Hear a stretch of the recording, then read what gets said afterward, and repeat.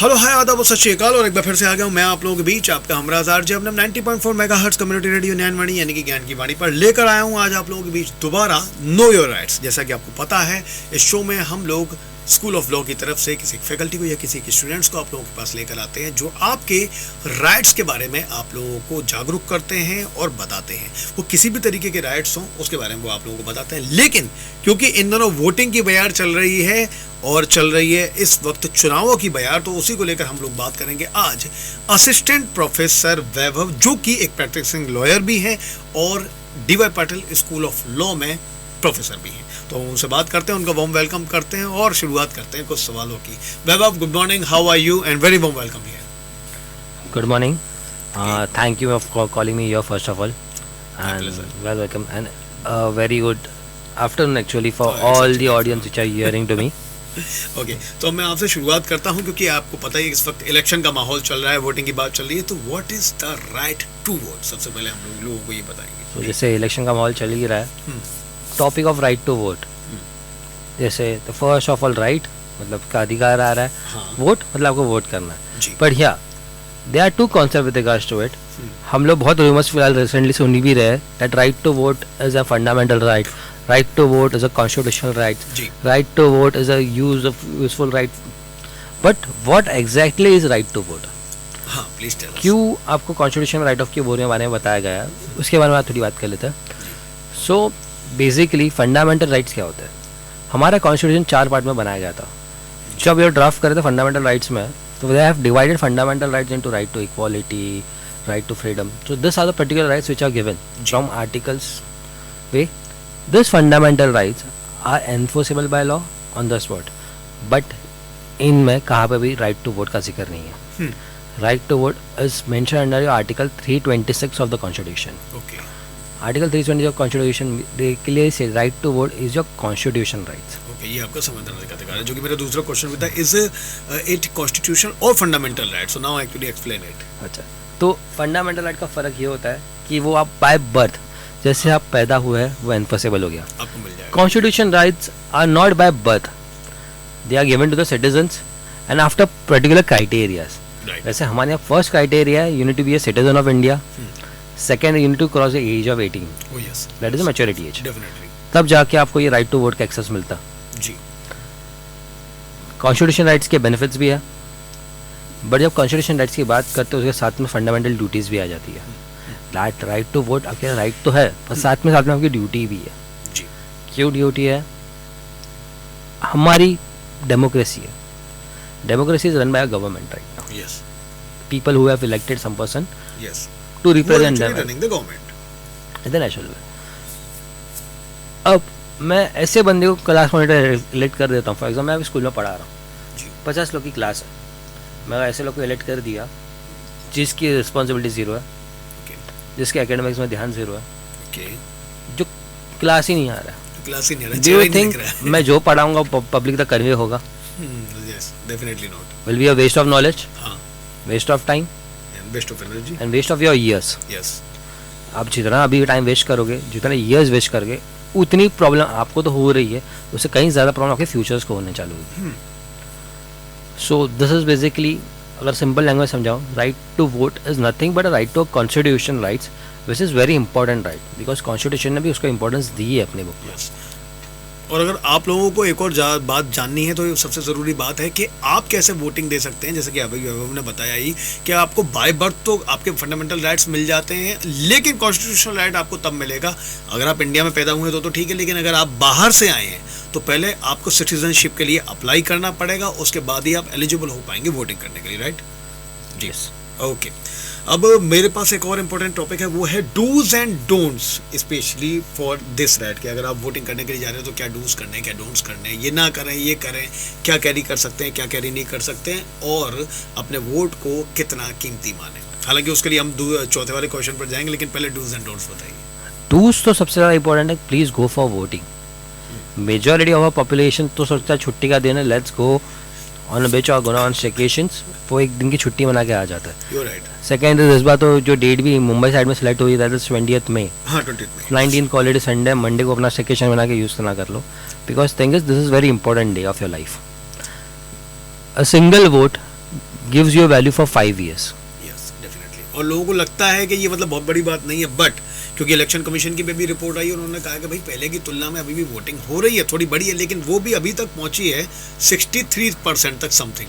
यानी कि अगर 140 करोड़ अगर हम लोग काउंट करें तो उनमें से काफ़ी ज़्यादा लोग तो वोट कर ही नहीं रहे हैं, काउंटिंग ही नहीं हो रही है। If you see the state by ratio ना, तो मैं फिलहाल जितने स्टेट्स के देख रहा हूँ हार्डली 50% बहुत सारे स्टेट क्रॉस नहीं कर पा रहे। हाँ and this are the states which are under developed also.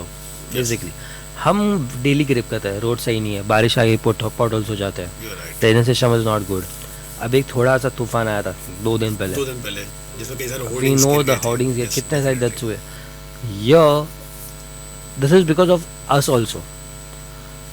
हम जब वोटिंग को प्रॉपर्ली एक्सेस नहीं करते, we doesn't know our voting rights, या तो वैसे तो जाके complain करने तुक्के का पे बड़ा वोट, अधिकार भी बहुत लोग तो तुक्के पे वोट करके आ जाते हैं। Yes. Thing is you need to know your candidate, how is gonna work, what has given you in a couple of years and what are his goals also.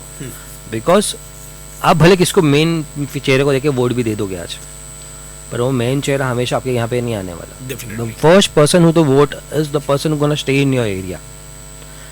Think as who is fit for your area right now. भले कोई भी party का, पर किसी अगर party area के लिए fit है तो उसको वोट दो ना।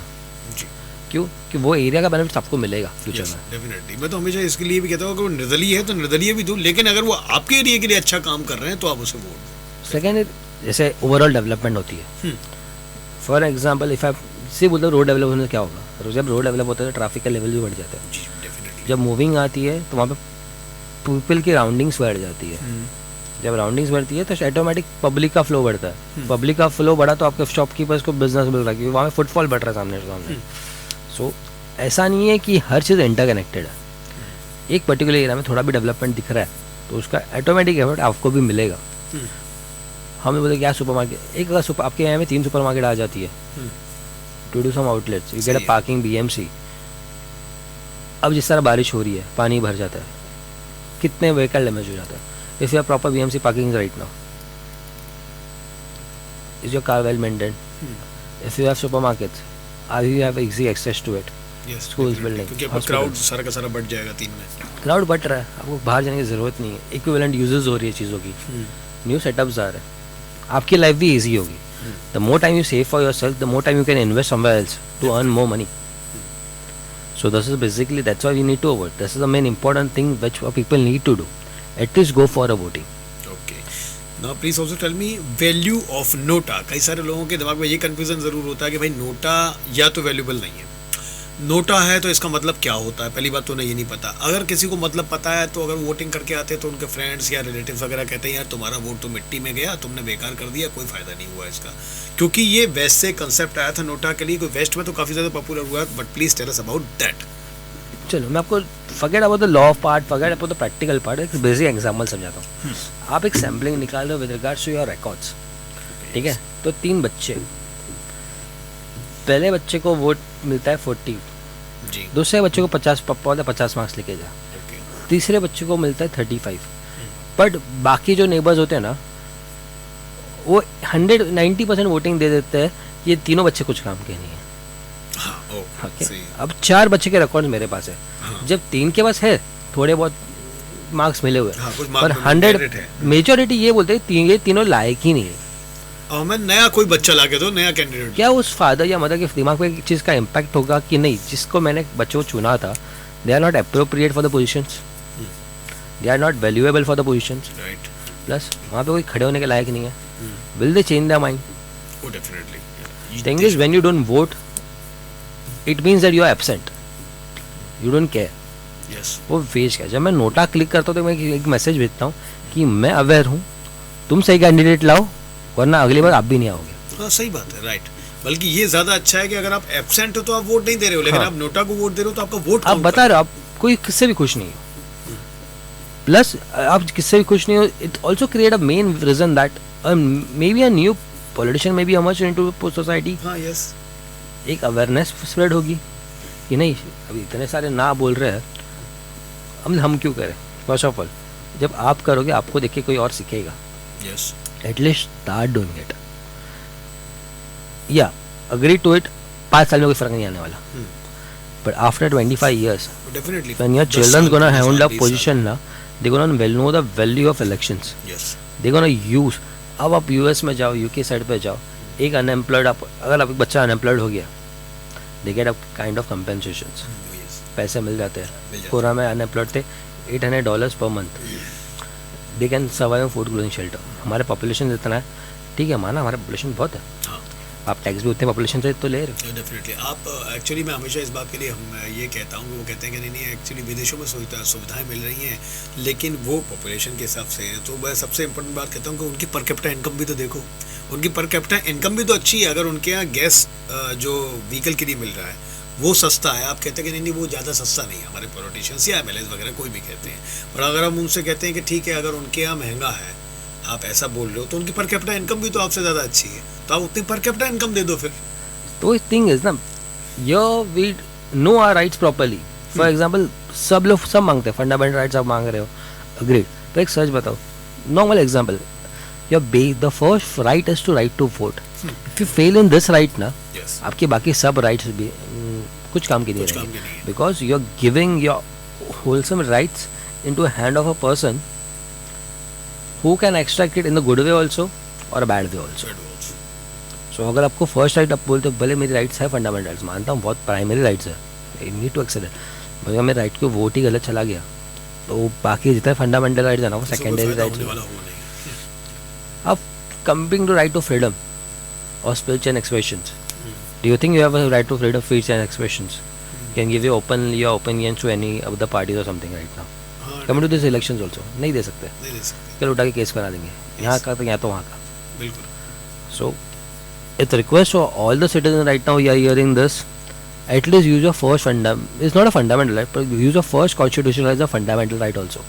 कि भाई जाके वोट करो, 10 मिनट का काम है, you have entire day, it starts from morning 9 o'clock to 5 o'clock. Definitely मैंने भी इस बार सुबह ही जाके किया था. वो कहते हैं ना बड़ी अच्छी लाइन कि भाई पहले मतदान उसके बाद जलपान. हाँ चलो आप संडेज बना रहे हो, लेट हो रहे हो, ठीक है 5 बजे टाइम है, 2 बजे चले जाओ. हाँ दैट्स सी बात है. At least use your half an hour for your 5.